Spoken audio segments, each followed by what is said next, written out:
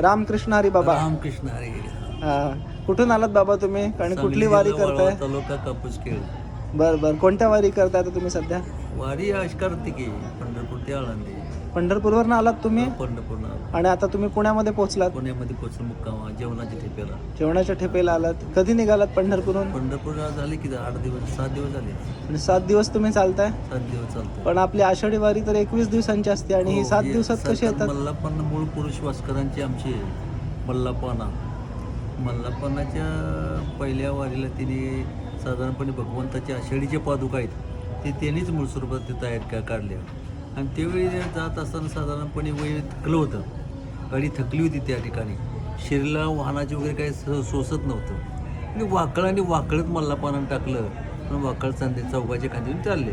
आता वाकळत घेऊन चालल्यावर त्यांचा एकच ध्यास, बाबांनो एक माझा ऐका, सासवडच्या माथ्यावर गेलं तर माझा प्राण गेला की चंद्रभागेला, सासवडची फुलं घेऊन इंद्रायणीला ठरलं. मग प्रत्येक मुक्कामाला मल्लापान, अरे आली का आळंदी, नाही अण्णा पुढं आहे, आली का अण्णा पुढं आहे, असं करत करत सासवडच्या माथ्यावर त्या ठिकाणी 16 आला.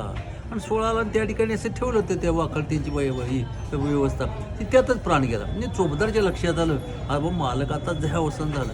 आता मोठं पुण्यवंत पुरुष त्या ठिकाणी संत मंडळी आपल्या घरी येतात, भागात येते, सगळी लोक आली होती तिथं. लोकांच्या लक्षात आलं, वारकऱ्यांच्या लक्षात आलं, हो मल्लापानाची प्रवृत्ती मावळ येतात. आता लोक होतकरू त्या भागातले ते निष्ठावंत होते. आम्ही म्हणली हलू देणार, आम्ही इथं मोठं मंदिर वगैरे असं बांधणार त्या ठिकाणी, असं ध्यास झालं. वारकरी नाही, उठा उठा संत जन करू देवा शिवानं, संगे घेऊ तोप खाना टाळ म्हणून घातली. उठा लोटा पंढरपूर धरा, रुक्मिणी तुका म्हणे हल्ला केला, गाव निशाणी घातला. वाचकं फाडायची परंपरा ही चिंतन अभ्यासात नाही. शेवाधारी भाग महत्वाचा वास्कर गेलो का तुकोबाराचा हिस्सा आला. शेवाधारी दोन त्या ठिकाणी वास्कराशिवाय परमार्थ परंपरेगत परमार्थ वास्कर टिकू शकला त्या सेकंदापर्यंत. म्हणजे त्या ठिकाणी गेली. आता वारकरी म्हणले आम्ही बाबा त्या ठिकाणी इंद्रायणीला त्यांचं बरेच ज्ञानात त्यांचं, आम्ही इथं काही हे करणार नाही, आम्ही इंद्रायणी घेऊन जाणार. दोघांचा इतका वाद विकोपाला वाढला त्या ठिकाणी. आणि वाद असं वाढल्याच्यानंतर त्या ठिकाणी चुकून काय पर्व काळ असा आला की ती उठूनच बसली वाकडत. मला पण उठून वाकडत बसली. मग आता काल एक पुण्यतिथी झाली आणि उद्या एक होणार. आज जगामध्ये एका माणसाने 2 पुण्यतिथी पण मल्लापांना वास्कर करू शकतात. मल्लापांना वास्कर ज्यांनी हैबत बाबा 16 काढला ते दोघं एका तिथीला गेले. हैबत बाबा त्या ठिकाणी आळंदीला असताना मल्लापांना आळंदीला गेली आणि टाळ जण मृदुंगानं भजन करायच्या वाड्यामध्ये. नाही म्हणजे कोण भजन करेल त्या ठिकाणी, पण शेवटी तिने दिलंच नाही. तिथं परमार्थ निष्ठावंत मल्लापांना वास्कर होते. मग म्हणजे तिथंच भजन चालू केलं. हैबत बाबा म्हणले हे कसं काय शक्य आहे, बघितलं तर असं. हैबत बाबा सरदार होते बडोद्याचे, सुट्टीला आले होते आणि जात असताना चोरांनी त्यांना आवडवलं चोरांनी आणि म्हणजे पाय बांधून टाकलं. मग त्या रात्रीला चोरांना मुलगा त्यांना वाटले वारकरी आपण डांबून टाकल्यामुळे आपला फायदा सोडून दिलं. मग घरी नाही गेले. निष्ठावंत भाव बघता स्वतः निर्धार चुकून निष्ठावंत भाव मल्लापांना स्वतः वारकऱ्यांचा हैबत बाबाचा आळंदीला तिथे तिने असं ध्यास घेतला भगवंता ज्ञानोबरायचा आणि असं सांगितले मला 16 काढला पाहिजे, मला 16 काढायचा आहे. माऊलीच्या चित्तामध्ये एक त्या ठिकाणी विषय बोलावले करत, तसं त्या ठिकाणी अन्नाचं एकच आहे हैबत बाबांचा 16. पण त्यावेळी 16 काढणं काही किरकोळ काम नाही. टाळ मृदंग विना साहित्य सगळं लागतं. मग परमार्थामध्ये एकरूपता त्यावेळेचे मल्लापांना मूळ परंपरा टाळ मृदंग लावणी मृदंग सेवप्रम आवडीने वास्करांची ही परंपरेगत भजनाची रीत आहे त्या ठिकाणी. मग ती भजनाला कोण पारंगत तर वास्कर महाराज. मग मल्लापांना पुकार दिला. मल्लापांना आज तागायचं ना हैबत बाबा विना हैबत वाजन टाळ मृदंग वास्करांची त्या ठिकाणी अशी रीत आहे. मग अशा रीतीनं त्या ठिकाणी मल्लापांनानी आपला प्राण सोडले. त्या ठिकाणी उठून बसले त्या ठिकाणी काही हरकत नाही. म्हणजे काल एक पुण्यतिथी झाली, 2 पुण्यतिथी आणि उद्या एक वास्करवाडी आळंदीला म्हणून त्या ठिकाणी अशा परंपरा येत आहे. हा परमार्थ चालवत असताना निकोपणे आणि पुन्हा त्या ठिकाणी आमचे त्या ठिकाणी मल्लापांनाचे त्या ठिकाणी 7वी 8वी पर्यंत आबासाहेब वास्कर तात्यासाहेब वास्कर गुरुवारी त्या ठिकाणी काय. आणि असं त्यांनी आता मनात संकल्प ठेवला होता की बाबा आपणाला असं करता येईल का. खूपच परमार्थामध्ये एकरूपता प्राप्त तात्यासाहेब बाबासाहेब वास्करच मल्लापानाच्या नंतर पूर्ण फळं प्राप्त करण्याची जबाबदारी तिने स्वीकारली. त्या ठिकाणी इतकं कठीण परिस्थितीमध्ये सुद्धा त्यांच्या हृदयात होतं. पण एक अपुरी अपेक्षा इच्छा राहिली. आपण मनामध्ये संकल्प घेतला आणि हा संकल्प ती अत्यंत खूप संकल्प आहे. 11 कोटी 111,000 त्यांनी संकल्प इंद्रायणी तटावर कष्टाची लोकांनी परमार्थ केली ती जप करून घेतला. अशी तयारीची भीष्माचार्य ज्ञानेश्वरीची भीष्माचार्य म्हणतात त्यांना. आता म्हटली काय करायला लागल, मग ती अपेक्षा राहिली, देवसान झालं त्या ठिकाणी. मग गुरुवारी दादासाहेब वास्कर मारतात, त्यांचे दादासाहेब वास्कर मारा, हिने तुम्हाला संकल्प आणला. हायबत त्यानं तर जायचं कसं, मनात संकल्प दादांच्या मनामध्ये ते अमृताची फळी अमृताच्या वेळी तेची फोडी झाली भेजांच्या, आयशाचं संग दे ना ओला वाचना जयजम, आबांचं जीवीचे कृप्तीला आल्यामुळं त्यावेळच्या काळामध्ये बघा प्रल्हाद बळी होते. प्रल्हाद बळी असताना त्या ठिकाणी त्यांच्याकडे देवाचं सगळं वैभव असतो, देवाचं परम आंतरिक वैभव होतं त्यांच्याकडं. हे चुकून परगावी गेले, देवाची पूजा अर्चा तुम्ही करा सगळी त्या ठिकाणी. आणि पूजा अर्चा करायला झाली सगळी आटपून आणि आली घरी कुलभर संध्याकाळी 10-11 प्रल्हाद बळी आले आणि देवळात गेले तिने पाहिलं शांत देवळ आहे, कुलपाजवळ थांबली, आवाज येऊ लागला, ज्ञानोबा तुकाराम, ज्ञानोबा तुकाराम. बडवे म्हणल्यात कोणीच नाही, आवाज कुठं आहे तू, देवाला करमत नाही भक्ताशिवाय. आता 20-25-16 आपण त्या ठिकाणी मालकाच्या आधिपत्याखाली आपण पंढरपूर आळंदीला निघालो, याचं भगवंताला असे प्रल्हाद बडवे त्यांनी सांगितले तुम्हाला पादुका मी सुपूर्द करतो. पहिली 2 वर्ष दादासाहेबांनी त्या पादुका घेऊन आलो. मग काय संस्थांच्या मनात लाभांची काय प्रक्रिया घडली का अंतरची, घेतो गोडी पाहे जोडी भावाजी, देव सोयरा देव सोयरा देव सोयरा दिनांचा, आपलंच वैभव दिलं आणि संस्थांतर्फे आज तागायत पादुका मिळतात आणि ते घेऊन 6-16 त्या ठिकाणी पंढरपूर ते आळंदी, पुढं 15 दिंड्या, मागं 12 दिंड्या, असा 16 आधिपत्याखाली त्या ठिकाणी संस्थान पूर्ण ते वैभव दिलंय. रथ दिला, बैल, सगळं संस्थान सगळं वैभव आहे. आणि मूळ मध्ये वास्करांचं मूळ परंपरा काय, भजन प्रमाण, भजनातच भगवंताची प्राप्ती आहे. शासन कटिबंध आहे, भयंगाचा विकास करू शकतो. शासन भयंगाच कोट्यानं शासन पैसे देते, परत गोड थटले कोण अंतर्ग विकास येत आहे, हे संत करू शकतो. तेची संत ज्यांचा हेट तर विठ्ठली नेणे ते काय टाणे टोणे नामस्मरण नावाचं आळंदी पंढरपुरापासून आळंदीपर्यंत खर्चानं येणारी सगळी मंडळी आहे. कुणाचं काय घेणे नाही, आपलं आपण खाणं त्या ठिकाणी, हा महत्त्वाचा मुद्दा. आणि तो ज्ञानाची बाजू ना, ही ज्ञान टिकून राहते. फळाची मर्यादा परंपरा आहे, आपण कष्टाचीच परंपरा करायचं, तो टिकला जातो. फळाची रीत अशी आहे त्या ठिकाणी, कष्टाची परमार्थ जेवण खाल्ल्यामुळे, आहार केल्यामुळे, अन्न घेतल्यामुळे त्यामध्ये काही विकल्प येत नाही, भेसळ काय येत नाही. निका परमार्थ होतो. आणि निका परमार्थ आज जगामध्ये फक्त वास्कर करू शकतात. निका पतित पांढरा झेंडा याचं वैभव. तुम्ही वास्कर फळाची आणि कार्तिकी वारीचं महात्म्य, महत्व आणि थोडंसं त्याचा इतिहास पण सांगितला की जेणेकरून ही वारी का चालू केली. बरोबर. आणि आता मी तुमच्या बोलण्यातलं ऐकलं की तुम्ही वास्कर महाराजांना मालक म्हणता. हो, मालक तुम्ही का म्हणता त्यांना? वैभव साहेब, मालक कोणाला आपण म्हणतो सांगा, घर त्याला मालक म्हणतो का नाही? आमचं आंतरिक घर ते चालवतात. पतिवर्ते जसा भ्रतार प्रमाण आम्हा नारायण दैशापुरी. बाह्यांगाचं जे सत्ता चालू आर्थिक बाजू, पण आंतरिक ओढ आहे, तळमळ आहे, परमार्थाची ओढ ह्यांना मालक म्हणायचं. परमार्थ अंत करण्यामध्ये तिथं त्यांना जर आम्हाला उचकी लागली तर ते त्यांना ऐकू जाते. मातेच्या चित्ती अवघी बालकाची व्याप्ती, हे विसरी आपल्या जवळ घेता शिन गेला. हृदयात त्यांच्या चित्तात तेच आमच्या चित्तातच मालक होऊ शकतो. आमच्या हृदयामध्ये आवाज असं एक चुकून त्या ठिकाणी आमच्या सांगली जिल्ह्यामध्ये आबा कीर्तन आले होते. आणि एका आमच्या भक्ताला संताला सांगितलं होतं की त्या ठिकाणी तू बाबा 6 महिने तर मरणार, तुला कॅन्सर झालाय. कीर्तन झालं, आरती झाली आणि पळत आला. आबा म्हटले असं माझ्या घरी नाही रे. म्हटलं असं कसं, तुझ्या घरी पुढल्या वर्षी नक्की जेवायला येतो. 1 वर्ष अगोदर त्या ठिकाणी उड्या मारतीच गेलं. डॉक्टरने सांगितलं बाबा तू 6 महिने जगणार.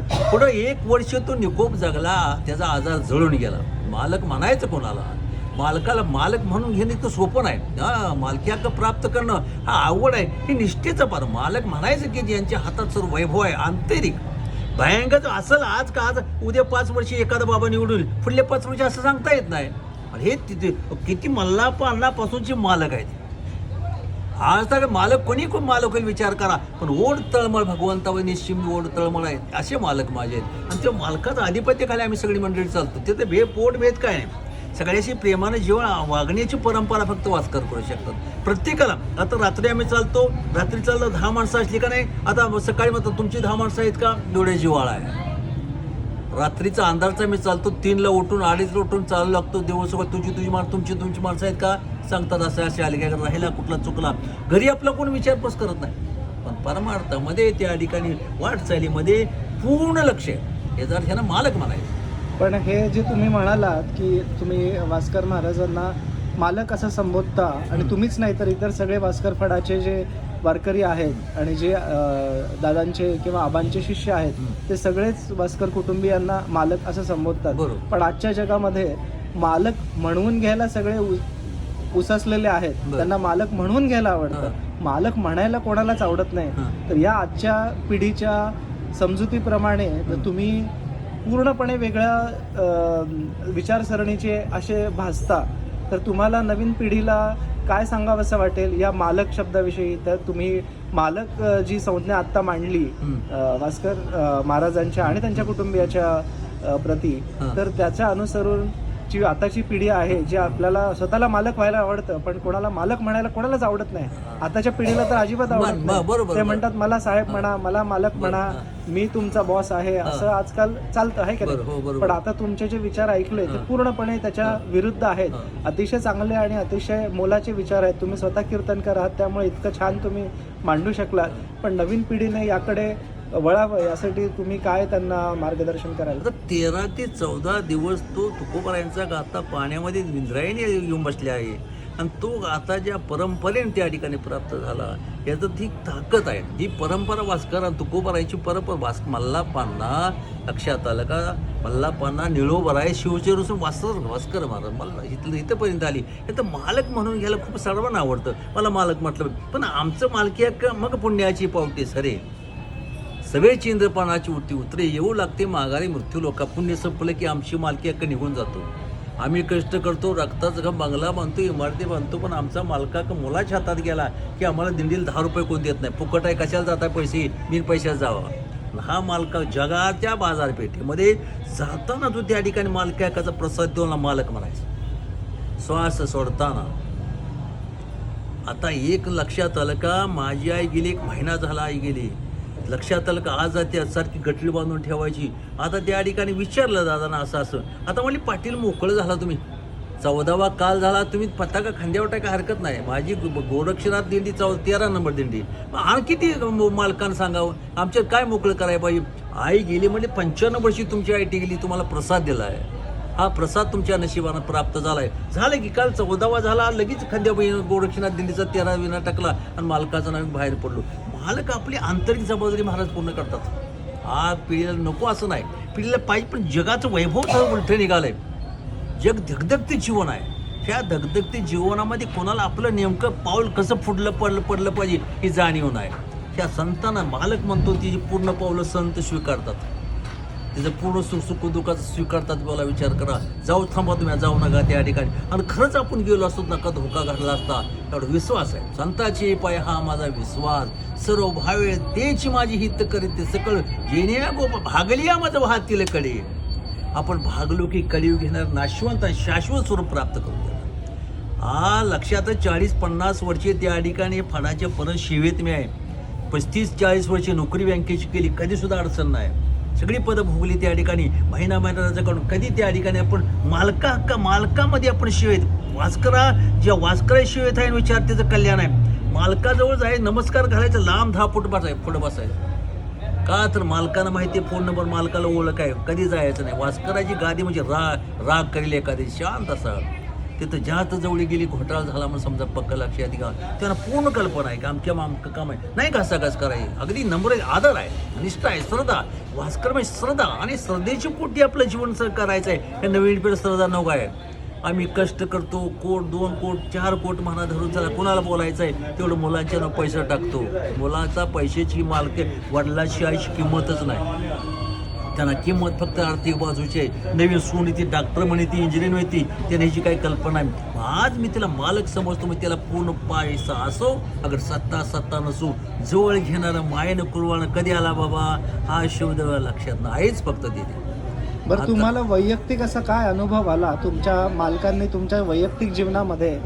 असे काय अनुभव दिले? आता तुमचं वय जवळपास 75 वय आहे तुमचं. तुम्ही आजही पायीवारी करता, तुम्हाला कसलंही दुखापत नाही, काही नाही, अगदी आनंदाने उड्या मारत नाचत गात करता. पण आता 75 वर्ष तुम्ही जे तुमच्या मालकांची चाकरी करताय असं म्हटलं तरी, सेवा करताय, तर तुम्हाला स्वतःला त्याचा काय अनुभव आला तुमच्या कालच मी वैयक्तिक जेजुरीच्या आयुष्यामध्ये? पायथ्याला नाश्ता केला तुमच्या देखत हा. आणि सहज बाहेर लग्वीला गेलो त्या ठिकाणी कशी सडलेली 3 कोलाटे खाल्ली अशी माणसाने मला उठवलं. मला लागलंच नाही का, म्हणजे कसं झालं कोलाटी खाली कळलंच नाही, लक्षात आलं का 3 कोलाट्याच्या खाली जेजुरीच्या पायथ्याला. तरी नाही तुमच्यावर चालतोय त्या ठिकाणी. कसं 40 वर्षी नोकरी बँकेत केली, 40 वर्षे नावावर, लक्षात आलं का.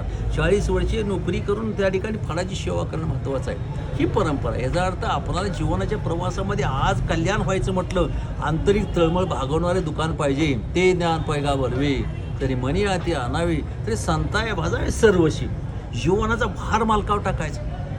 जीवनाचा भार इतर कोणा नवीन पिढीला ही नको आहे ना, बोदरेशन नको, फॅमिली नको, त्यांना सोय पाहिजे. सो लागतं कोणाकडे आहे, तुम्ही वारकऱ्यांच्याकडे आहे. बघा तुम्ही आता झोपले कुठं, कोण सत्तेचं मालक आहे, धनाचं मालक आहे, कोण दगडात झोपले, कोण घाणी झोपले, त्यांना काय लागतं. पडलं म्हटलं की झोपाची गोळी सुद्धा लागत नाही, पडलं की घोरायला लागतंय ना. याचा अर्थ ही आत्ताच्या पिढीला का नको आहे, नकोच आहे ना.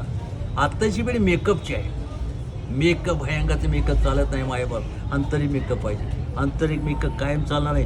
आवाज माझे गेले, आवाज आता राम नामाचा शब्द श्वासावर आला, त्यामुळे एवढं परंपरा आहे. फळफळ वाढले जाताना एकच गट मालक बांधून देणार मला, राम नाम. पण आता जनरली ना तात्या असं आम्ही पाहतो की इव्हन तुमच्या पिढीमध्ये पण अशी बरीचशी लोक आहेत जी तरुणपणी म्हणा किंवा त्यांच्या सुरुवातीच्या काळामध्ये की या संप्रदायाकडे वळायला नको म्हणतात, कारण प्रत्येक वेळेस त्यांना जबाबदारी असते, पैसे कमवण्याची म्हणा, घर बांधण्याची म्हणा, किंवा मुलं बाळं म्हणा, किंवा त्यांचे नातवंड सुना म्हणा. पण जेव्हा ते रिटायरमेंट होतात, 50-60ला पोहोचतात, तेव्हा त्याला परमार्थाची आवड प्राप्त होते, निर्माण होते. तेव्हा त्यांना त्यांची ओढ या वारीकडे येते आणि मग ते वाऱ्या करायला जायचं म्हणतात दरवर्षी. आता माझे थोडेसे दिवस राहिले तर मी वारी करावी. पण तरुण पिढी याच्याकडे इतकी फारशी वळताना दिसत नाही आपल्याला. आहेत बरीचशी तरुण मंडळी आहेत आपल्या वारीमध्ये, आपल्या दिंडीमध्ये चालतात, गातात, वाजवतात, पण म्हणावी तितकी संख्या नाहीये. तर त्यांनी इकडे वळावं म्हणून तुम्ही काय संदेश द्याल?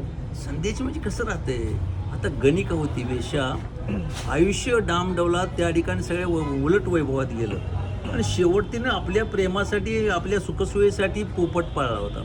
बसणं उठणं पोपटावर बोलायचे, चुकून त्याचा पर्व काळ आला आणि तिचे मोती फुलील जन्माची साज गती.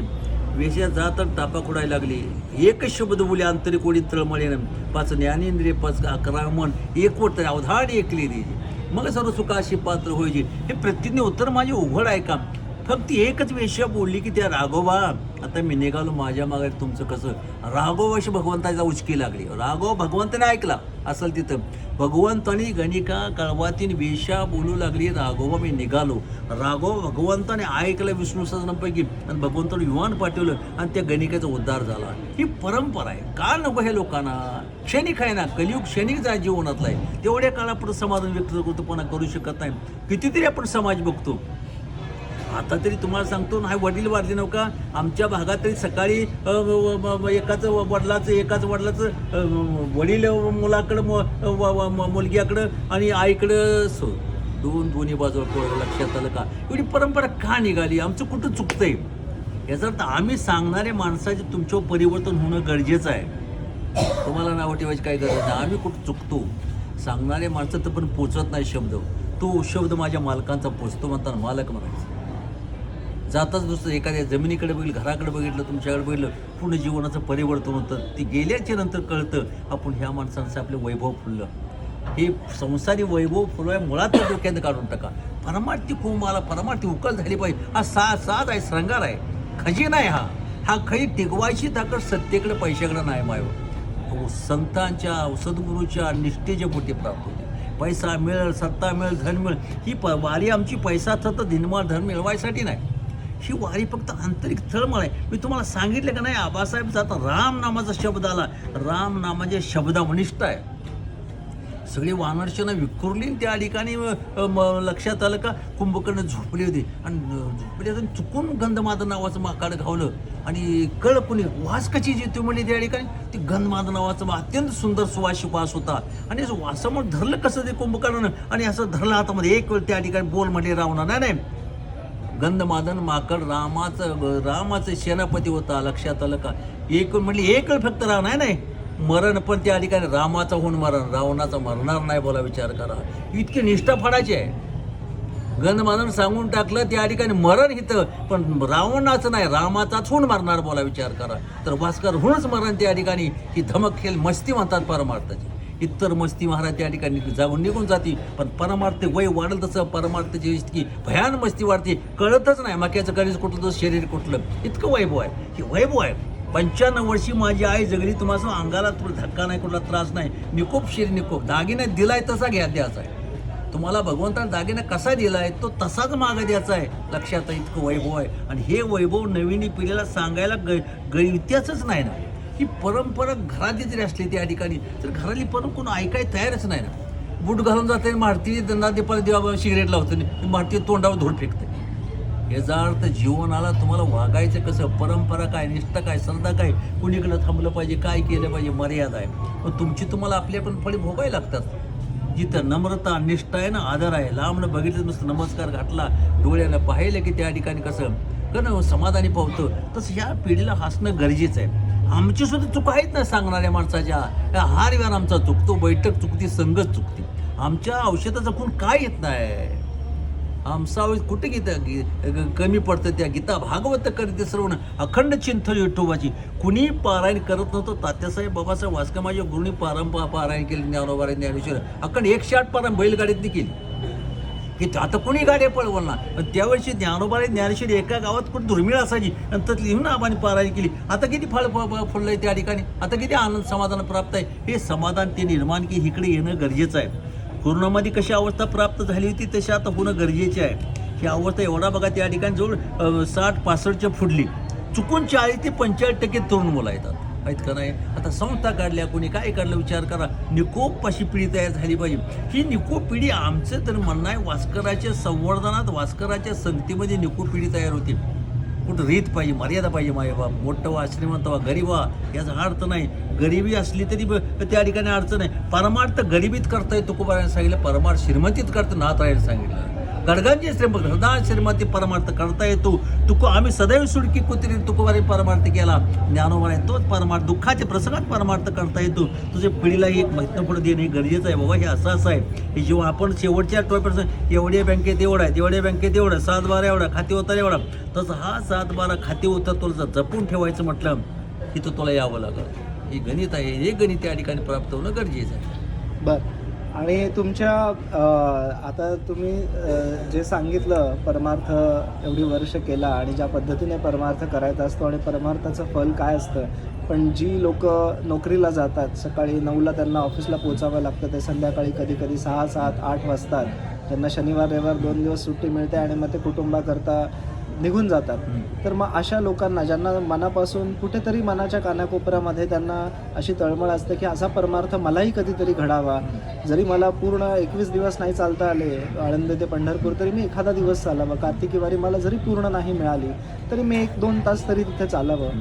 पण काही लोकांना ते शक्य होतं, काही लोकांना ते शक्य होत नाही. तर तुम्हाला काय सांगायला आवडेल अशा लोकांना की ज्यांना स्वतःला आतमध्ये तळमळ आहे की परमार्थ मला करायचं आहे, पण वेळेचं बंधन असल्यामुळे, प्रपंचाचं बंधन असल्यामुळे, संसाराचं बंधन असल्यामुळे ते या गोष्टीकडे वेळ नाही देऊ शकत, पण ज्यांना खरीच तळमळ आहे, तर त्यांनी त्यांच्या दिनचर्येमध्ये किंवा त्यांच्या वर्षभरामध्ये अशा कोणत्या गोष्टी करायला हव्यात असं तुम्हाला वाटतं, जेणेकरून त्यांना पूर्णपणे परमार्थ नसला तरी फुल ना फुलाची पाकळी मिळून थोडा तरी परमार्थाचा लाभ होईल? भगवंत संवाद 39 श्लोक ज्ञानेश्वरीतला. भगवंत त्या अशा लोकांचं काय करायचं. तुम्ही आता प्रश्न अशा लोकांचं काय करायचं. भगवंत अर्जुन संवाद आहे. 7 मिनिटात 7 श्लोकात भगवंत अर्जुन कुरुक्षेत्र सांगितली. म्हणजे हा प्रश्न अर्जुन, तेव्हा ह्यांचं काय करायचं. आता भगवान म्हणले अर्जुना आलाय, चुकून आलाय, माझ्या वाटण्याला भजन करते, कीर्तन करते, प्रवचन करते, सगळे वैभव प्राप्त करते, रंगले परमार्थ, पण दिवस मावाळा. ह्याचं काय करायचं तेव्हा. त्याच्या निश्चित दिवस मावाळा ना, म्हणजे आज थांबलं, करत थांबलं. शेती कुठे व्यवसायात असू दे, पण इकडं लागला, चुकून उतारवयात लागला आणि दिवसच मावाळा. भजन करीत दिवस मावाळा. तर अर्जुना त्याला आत्मबोधाच्या पिंजऱ्यात ठेवतो म्हणले. भगवान आत्मबोधा पिंजरा करतो, ते पिंजऱ्यामध्ये आधीच त्याला इतकं सांभाळतो. आलाय ना माझ्या वाटेला, चुकून दिवस मावाळा ना, तर दिवस जरी मावळतो, आत्मबोधा पिंजरा करतो, तो माझ्या ठिकाणी प्राप्त होतो त्या ठिकाणी. याचा अर्थ आपण कुठे असं एक निमिषामध्ये चिंतन करा. देवाची दळी उभा क्षरभरी तेने मुक्तीची हरी साधील हरिमुखी म्हणा हरिमुखी ना पुण्याची तिला सोहळ पवित्र सोहळी ती ज्यांचा अखंडित प्रेमभाव अखंडित कुठे असा कोणी असेल त्या स्थितीमध्ये असेल त्या परिस्थितीमध्ये सुताक विटाळी लोक्यातलं काही शिवाशिव अंतर्मनामध्ये मी आणि माझं हे खरी विटाळ आहे. विटाळाची सत्ताच काढून टाका. अंतर्मन ज्या मी आणि माझ ते विटाळ घातला जातो आणि ते मी आणि परमार्थ आपला निकोप होऊ शकत नाही, फोड जातो. आज हेच थटले त्या ठिकाणी प्रत्येकाला विटाळ मी आणि माझ्याच आहे. पिकलिया शेंदे कडू पण गेले तैश्याम केले पांडुरंगी काम क्रोध लोभनी माले ठाईची सर्व आनंदाची सरटी झाली आठवून आठव गेले भावा भव त्याला स्वयमेव पांडुरंग. या तरुण पिढीला हा जर बोध प्राप्त झाला त्यांचा संसार जपून त्यांचा परमार्थ जपून त्यांना पोटा पाण्यापर्यंत निर्माण करायची सत्ता आहे पीडित आहे. माझ्या गुरूंच्याकडे बोला विचार करा. संसार सोडायचा नाही, सोडीला संसार माया तयावरी फार धावे चाले मागे मागे सुख याने घ्यावे नाम. तुम्ही असं शिष्टीत असा ऑफिसमध्ये असा कुठेही जावा असेल त्या परिचित नांगरावर असा कुठे असा आपल्या स्वाधिकाराचे नावे जे वाठे आले स्वभावी ते आचरी विधीवर श्रंगारण्या तरी स्वाधिकाराचे नावे जे वाठे आले स्वभावी. अर्जुना आपल्या अधिकारानं वाटे ते अत्यंत त्या ठिकाणी श्रद्धेनं सांभाळायचं आहे. तरी स्वाधिकाराचे वाटे जे वाटे आले स्वभावी ते आचरे श्रंगार करायचे नको नाही. भगवंतानं तुम्हाला तिथं काय जन्माला गाठलं ततच वैभव फुलवायचं आहे. भिल्ल जातीचा एकलव्य असून सुद्धा ना ते गुरुनं इकडे यायला लावलं ना. भिल्ल जातीचा आहे पण शिकायची विद्या होती तो त्या जातीत बसत नाही शिकवण्याच्या. तो गेला ईर्ष्या होती मनामध्ये ईर्ष्याच कमी झाली महाराज ईर्ष्या कमी झाली गेला पर्णकुटी बांधली त्यामध्ये चिखलाचा पुतळा एक द्रोणाचार्याचा केला एकांगी पात्र करला. गुरु असा बाण मारू का गुरुजी असा बाण असं कधी झालंय का? होऊ द्या. तुमची एखादी ओळी थटली तुम्ही आबा त्या ठिकाणी माझी अशी ओळी त्या सेकंदाला त्या रात्रीला तुम्हाला तो संकल्प ती ओळी तुम्हाला सुटली नाही तर पटका बाण कीर्तनाचा वास्कराचा भान होणार नाही. ही ताकद आहे. मला 1987 स्वप्नात येऊन आबाने माळ घातली. तात्यासाहेब वास्कर विचार करा. याचा अर्थ एकलं निकोप केलं आणि खरंच पांडव जर बाहेर कधी फिरायला आली त्यांचं त्या ठिकाणी देणारचीला आले ती चालवता पाठ त्या ठिकाणी आणि त्यांचं कुत्रं आलं ते भुकत त्या ठिकाणी गेलं एकलव्याच्या असं त्या ह्याच्यापाशी गेलं झोपडीपाशी आणि कुत्रं भुकायला लागलं. एकाग्रता टिकली एकलव्याची आणि त्याच्या लक्षात आलं माझी एकाकडे अडचण येऊ लागली की कुत्र्याचं तोंड बाणानं रक्ताचा थेंब खाली पडला नाही. तसंच कुत्रं मागाल. अर्जुन म्हटला मला कोणीतरी सवत तुम्ही तयार केली. कशी सवत केली? आज जगामध्ये फक्त द्रोणाचार्य एवढं काम करू शकतात. त्यांच्याशी कोणी कुत्र्याचं तोंड बाणानं रक्ताचा बुंद खाली पडला नाही म्हणजे नाही नक्की आहे म्हणले कोणी सवत तयार केल्या. आले सगळे एकलव्याचे त्या पर्णकुट हापसीजवळ झोपडीजवळ आले म्हणजे कुणी केलं मी केलं म्हणले कोणी शिकून तुमच्या पायाच्या प्रसादे. चला बघितला तेव्हा तर द्रोणाच्या अखंड पुतळा बोला विचार करा. तसा फक्त सद्गुरू चिंतन स्मरण करायचं आहे की आजची पिढी जबाबदारी आहे. तुम्हाला पाहिजे ती मिळते बसल्या ठिकाणी मिळते कुणीतरी आणून देते बोला विचार रीत आहे त्या ठिकाणी कधी फसायचं नाही. या ठिकाणी सद्गुरूचा प्रसाद नक्की 100% प्राप्तच आहे त्यामुळे आपण चालायला लागलो. बरं आता एक तुम्हाला शेवटचा मी एक प्रश्न विचारतो तात्या की आजकाल तुम्ही फार महत्त्वाची गोष्ट आता सांगितली की गुरु असणं मालक असणं आयुष्यामध्ये किती महत्त्वाचं आहे आणि ते का महत्त्वाचं आहे तुम्ही आता स्पष्टीकरण करून सगळ्यांना सांगितलंच तर त्याच्याकरता धन्यवाद. पण आता एक प्रश्न असा आहे की गुरु कोणाला करावं कारण आजकाल भगवेधारी तर सगळीकडे आहेत दाढी वाढवलेली लोक सगळीकडे आहेत. तुम्हाला प्रत्येक मंदिरामध्ये अशी काही लोक दिसतात जी म्हणतात की मी तुमचा गुरु आहे मी हिमालयामध्ये तपश्चर्या केलेली आहे मला तुम्ही पैसे द्या तुम्ही माझे सेवक व्हा माझ्यासाठी तुम्ही काही गोष्टी केल्या तर तुम्हाला सुख समाधान आयुष्यात भरभरून मिळेल माझी तुम्ही सेवा करा मग तुम्हाला पैसे मिळतील माझी तुम्ही सेवा करा मग तुमची नोकरीमध्ये प्रगती होईल माझी सेवा कर तुला चांगली बायको मिळेल. असे बरेचसे सल्ले देणारे गुरु आजकाल गल्ली बोळाने आहेत. तर तरुण पिढीला तुम्ही काय मार्गदर्शन कराल की कोणाला गुरु करावं आणि गुरु कसा असतो आणि गुरुच्या प्रती निष्ठा आता तुम्ही व्यक्त करूनच दाखवली की तुमची वास्कर संप्रदायाप्रती किती निष्ठा आहे ते तर तुम्ही काय सांगाल या बाबतीत? आता माझी दिंडी नंबर 13 गोरक्षनाथ जे लक्षात आलं आपले गुरु म्हणजे गर्दीत पडलेत स्त्रियांच्या राज्यामध्ये चुकून त्या ठिकाणी कानिपनाथांची गोरक्षनाथ गाठ पडली. आता भूक लागली आपणाला तर भूक लागली का नाही येऊ दे म्हणजे गुरुची ताकद बघूया. दोघांनी फळं खाली टाकली आता 4 फळं खाली तर गोरक्ष म्हणजे आता फळ अशी झाडाला चिकटली पाहिजे ती कानिपनाथ कमी पडली. गोरखनाथ म्हणले की हरकतला आहे नाही काणी तुझा म्हणले कसला गुरु बायकांच्या राजाचा जाऊन पडलाय तुझा गुरु कसला म्हणजे ज्याने आता जे गर्दीत पडलाय दोघांचा गुरुचा पल्ला झाला मग गोरक्षण त्या स्त्रियांच्या राज्याकडे आले तर स्त्रियांच्या ना मागे इतक्या सांगित नाही तुम्हाला बाहेरच्या हनुमंतराय होते या ठिकाणी डोर किपर होते आज स्त्रियांच्या राजे पुरुषाला जाऊन द्यायचं नाही हे कळलं तर दोघांचं इतकं वियुत झालं गोरक्षनाथाचं हनुमंतरायाचं आणि हनुमंतरायाच्या मुखात राम शब्दाला भगवंताला बाणासारखे शब्द रामप्रभू लागायला गेले दोन्ही माझीच म्हणले त्या ठिकाणी मग स्त्रियांच्या राज्यात गेले त्या ठिकाणी खाली कुशाला तर स्त्रियांच्या स्त्रीहूनच गेले भजनाची चिंतन गोरक्षनाथ गेले त्या ठिकाणी आता स्त्रियांचंच भजन त्या ठिकाणी अशी थाप टाकली छलो मच्छिंद्र गोरकाया अट्याक्याची बारी मच्छिनाथाला त्या ठिकाणी मला कोणतं न्याय वगैरे झालं आणि आता स्त्रीला आता बाद झालं म्हणजे तुम्ही आम्हाला जाऊ द्या आता इथं ठेवू नका आम्हाला माझ्या गुण मला जाऊ द्या त्या ठिकाणी छोटासा मिन्नतवाज मुलगा होता ते मुलाला घेऊन चालले आता स्त्री स्वभाव आहे आईचा स्वभाव आहे आता ती राहणी म्हटली काय नाही तुम्ही जाता तुम्ही आज्याला एकाला चहा पाणी वडापाव कुठं मिळेल एक सोन्याची झुडी टाकली मच्छिनाथाच्या आणि जाऊ द्या दिंडी म्हणले गोरक्षनाथ मागं मध्ये मिनत पुढे मच्छिनाथ निबिड असं आरण्यात चाललं होतं मच्छिनाथ सारखी गोरक्षित का डर बी आहे की काही कळच नाही एवढी माझ्या वैभवशाली गुरुची ताकद आहे ताकद किती मोठी माझी कशाची भीती आहे म्हणजे काही कळतच नाहीत पण शिष्याची परीक्षा आहे हा महत्वाचा जीवनात आहे मग पुढे गेली त्या ठिकाणी जरा झुडी म्हणली गोरक्ष घे मी त्या ठिकाणी बाहेर झालो त्या ठिकाणी आणि झुडी घेतली आणि गोरक्षाने पाहिलं कसली भीती ते बघितलं झुडीमध्ये तर दगडा सोन्याची भेटली तरी फेकून म्हणली आणि त्या वाजून दगड टाकला आता आली मच्छी झोडी घेतली गोरेशी तर डर तो पीछे रह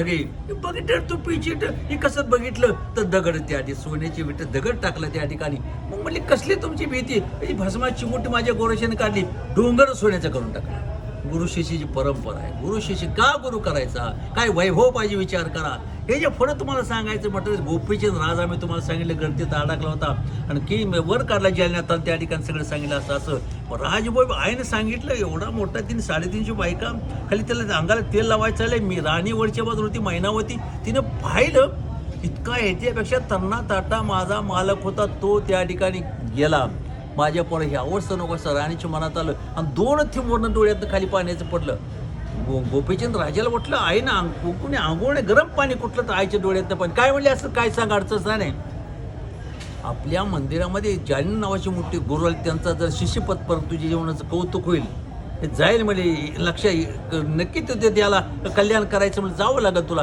वैभव झालं गुरु शिष्य पत्करलं आणि मागणं राणी आली आवडती राणी आणि तिने सांगितलं सगळे आपल्या स्त्रियांना आता आपल्या सासूनं ठरवले तू महाराज कोणत्याला गादी बसवायचं त्याच्यावर संसार करायचा आणि आपल्या मालकाला रागपासून जंगलात लावून द्यायचा एवढं झालं त्या ठिकाणी कसं तरी नाचाला आणलं त्या घोड्याच्या गर्दीत टाकलं आणि पुन्हा त्या ठिकाणी गेलं पुन्हा त्या ठिकाणी आले मिनत मग काय सांगितलं आदेश म्हटले एक 5 म्हणले सोन्याच्या 5 धातूच्या मूर्त्या करा 1 2 4 मूर्ती जळल्या 5वी मूर्ती राजा थांब म्हणले आता वर काढलं जालन्यात त्या ठिकाणी आशीर्वाद देऊन टाकला मग मला सांगा आता बसलं हेरते माईके दुःखाचे जे नाही ते अवसान यात काय नाही राजानं राग पासली शिंगी फळीची घेतली आणि निघाली त्या ठिकाणी आणि जात असताना बहिणीच्या गावाकडे जात असताना मायबा बहिणीच्या गावाला बहिणीला कळलं असं तुझा भाव आलाय तिला सहन झालं नाही तिने काय केलं रातोरात सुरी खपसली आणि बहीण मिली आता त्या ठिकाणी रडायला लागलं नगर आई होती आमची राणी नव्हती आई होती सगळ्यात आमच्या गाव राजधानीची आई होती व्याकुळता प्राप्त झाली त्या ठिकाणी राहण्यासाठी मग तुम्हाला सांगतो बाहेरच्या बाजूला मसरणे प्रेट ठेवलं म्हणजे काय चालले गोपीचंद नाथ म्हणले असं आहे थांबा म्हणले 5 मिनिटं थांबा म्हणले मग गोपीचंद राजानं गोपीचंद नाथ मी तुमच्याकडे बघून सगळं वैभव टाकले अंगाला राग फसल्या काय नाही माझी तुमची परीक्षा मला बघायची आहे आपण परीक्षा गुरुशीचा बघा विचार करा बाहेरच्या बाजूला 10 फुटावर गेली गोरक्षनाथ जालन्याताच्या भागात अशी टाकली असेल तर यावं लागलं आता की नाथ पंथाची परीक्षा आहे सद्गुरू परीक्षा पण का बघू शकत नाही बघणं गरजे ही भस्माची मोठी फेकली का नाही धावतच किती लांब असतील जालनाथ आणि किती नाद लांब असतील गोपीचंद राजे गोपीचंद बोलावी एका निमिषावर जाग्यावाले थांबा म्हणजे गडबड करून भस्माची मोठी ती बहिणीच्या तोंडात फेकली तुम्हाला जीवन झाली हे गुरुची अशी ताकद आहे आता आज जीवनामध्ये हा वैभव महत्वाचा तुम्हाला मला हे प्राप्त करावं लागेल हे प्राप्तशिवाय तुमचं माझं जीवन सफल होणार नाही पैसा म्हणजे जीवन नाही सत्ता म्हणजे जीवन आहे वैभव सत्ता आंतरिक तळमळ आंतरिक ओढ सद्गुरूची प्राप्त सारखं भजन करीत बसा असं नाही तुम्हाला वेळ असते वेळ चिंतन करा हसत खेळत बोलतो ना एकटंच बसावं आपले सदृढ चिंतन करावं. नवई भेटेल का, अजून ओळीचा अर्थ अभंगाचा अर्थ मला पाठ एवढं होत नाही, काय करावं लागेल, कोणतरी सांगतं, फोनवर सांगतं, बोलून सांगतं, असंच तुम्ही करून जावं बघा त्या ठिकाणी आणि खरं फळ प्राप्त होतात. बोला विचारा ही गणित आहे. आपण जेवढी निष्ठा जवळ जाऊ ना, जेवढी जास्त जवळ जाऊ अंतकरण त्या ठिकाणी निक होतं परमार्थाला. हे आज जीवनात सर्वांनी करणं गरजेचं आहे. मग असा गुरु कुठे मिळेल आणि तो गुरु प्राप्त करून घेण्याकरता त्याचं काय करावं लागेल तरुण पिढीला? आता तुमच्या परिचित एक गुळा देता का, गुळाचा खडा आपण 10 मिनिटं त्या गुळाला मुळे लागतात का नाही, तशी आम्हाला तळमळ पाहिजे. तो माझा व्हावा, तो माझा व्हावा, वेळ आज संसार सुपळ झाला किंवा देखील पाय विठोबाची. गुरु आपल्या हुडकती हसते पर असते. ज्यावेळी त्या ठिकाणी गुरु आपल्या हुडकती त्या ठिकाणी हनुमंतरायाचं वैभव जास्त सांगत नाही. हनुमान नदीकाठाला जायचे आणि ते दगड पाण्यात टाकायचे. त्या ऋषीमुनी म्हणले हा तर मोठ्याचा मुलगा, सूर्याचा मुलगा वगैरे धमशाक झाली, ते सगळे आश्चर्य दिला होता. आणि म्हणले आता ह्याची बुद्धी काय आपण म्हणतो ना बुद्धी ही झाली पाहिजे, मटच बुद्धी झाली, ते पण आशीर्वाद दिला.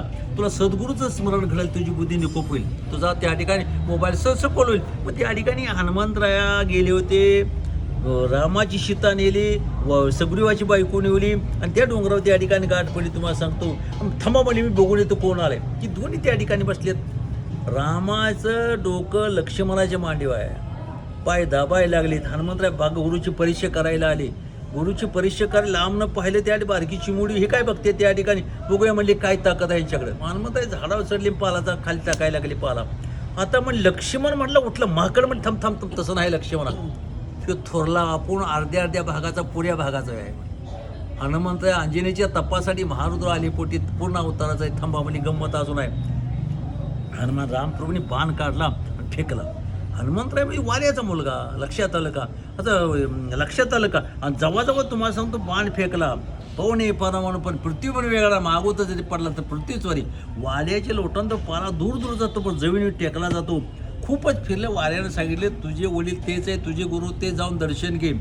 जो अनन्य त्याचे निवारी जन्म मरण अनन्य भावने हनुमंतराय गेली, त्यांना कळलं. आणि मग त्यांचं काय बुद्धी त्या ठिकाणी बुद्धी मठ झाली होती ना. सद्गुरूची भेट झाल्याच्या नंतर आपल्या जीवन पालफळ कधी येतात, सद्गुरूची भेटी आणि त्या अगोदर येऊ शकत नाही. हनुमंत होतेच ना. पुन्हा ज्यावेळी रामप्रभूची भेट झाली पुन्हा सांगून टाकलं, कारण आईने सांगितलं होतं तुझ्या शरीराचं वर्णन करेल ते तुझा गुरु, बरोबर. मग हनुमंतावर असे रामपूर फिरत असताना पाहिलं हनुमंतरायाने, मला माझ्या शरीराचं वर्णन करतोय, आता हा वर्णन करतोय माझा गुरु कसा, जायचे आयुष्य 10 कोटी होय, बळ त्याचे वडील म्हणून पाय हनुमंत ओळखलं. आणि मग दर्शन घेतलं पूर्ण बोध झाला.